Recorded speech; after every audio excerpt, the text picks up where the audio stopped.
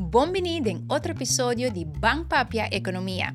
Nós como Curacao, um país chiquito em terminologia econômica e nós está a abrir choque na externo de grande influência riba nos inflashon.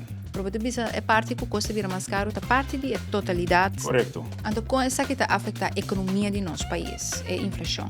Inflação moderada está normal na economia que está crescendo, a consequência de aumento do consumo e também inflação.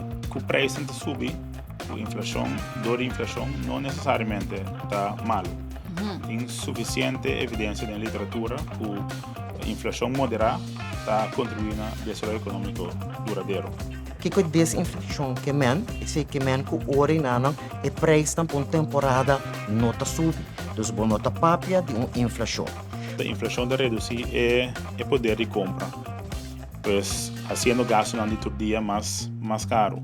Isso significa que se o preço de coisa que sube, grande parte do presupuesto também na custa essencial, por exemplo, combustível, transporte, saúde, vivienda, pues estão com presupuesto mais moderado, tem que alocar grande parte do presupuesto para que costas essenciais.